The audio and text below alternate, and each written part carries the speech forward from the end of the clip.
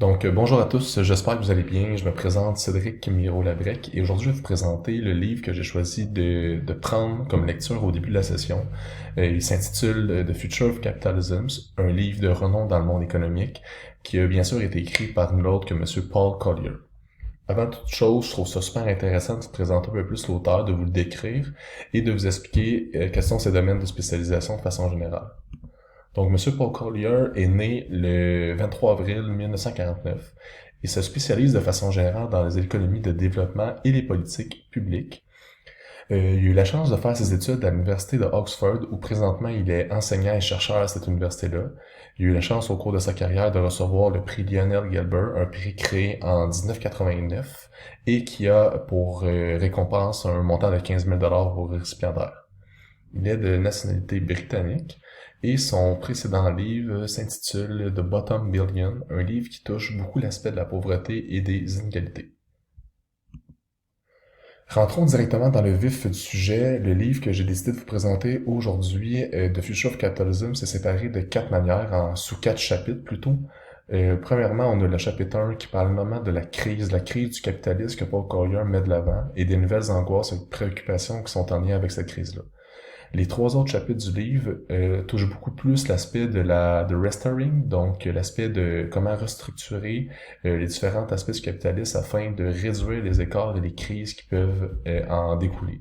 Donc le chapitre 2 touche beaucoup l'aspect de l'éthique, le chapitre 3 beaucoup au niveau des sociétés, de l'inclusion des sociétés, et le chapitre 4 beaucoup par rapport aux politiques. Moi, j'ai décidé pour ma part de me concentrer sur le chapitre 1, sur l'aspect de la crise.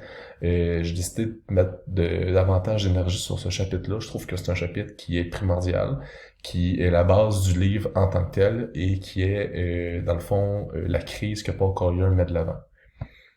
Donc, le chapitre 1, Crisis, met de l'avant bien sûr les nouvelles angoisses et les nouvelles préoccupations qui peuvent en découler du capitalisme de nos jours.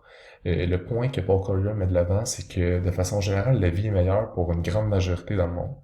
Et on peut le remarquer ça selon plusieurs indicateurs. Mais la vie ne s'améliore pas pour tous et c'est encore énormément difficile pour certains. Paul Collier pose cette question-là en disant mais pourquoi qu'on a encore un écart aussi grand, malgré le fait que ceux que la vie est meilleure, elle n'a jamais été aussi bonne que ça. Il met de l'avant 3 grands écarts au fil de ce chapitre-là. Premièrement, l'écart entre les grandes villes en expansion et les plus petites qui ont de la difficulté économiquement. Deuxième écart qu'il met de l'avant pour expliquer cette crise-là, c'est l'écart des classes entre ceux qui ont une éducation et ceux qui en ont pas du tout. Et troisièmement, l'écart entre les pays de classe supérieure, moyenne, contre ceux plus fragiles. De façon générale, le capitalisme, selon Paul Collier, avantage certaines personnes, mais en laisse aussi plusieurs en arrière. Et ça, c'est la raison d'être même de son livre. Tout au long des chapitres 2, 3 et 4, il tente d'expliquer de quelle manière cet écart-là pourrait être restreint et pourrait même être effacé. L'exemple le plus flagrant qui explique les 3 écarts mis de l'avant par Paul Collier, c'est l'exemple de la ville de New York.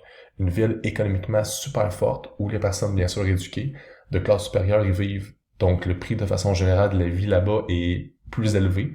Le prix des maisons augmente, ce qui crée un déplacement de population pour les classes inférieures dans les villes aux alentours et qui, par la suite, ces villes-là où les personnes de classe inférieure vont y vivre, sont devenues plus à risque de crise ou de problématiques au niveau économique.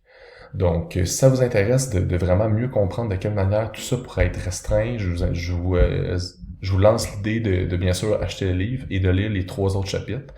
Pour ma part, j'ai découvert un auteur exemplaire et un livre super, super intéressant. Donc, j'espère que ça vous a intéressé la présentation. Et sur ça, bonne fin de journée à vous.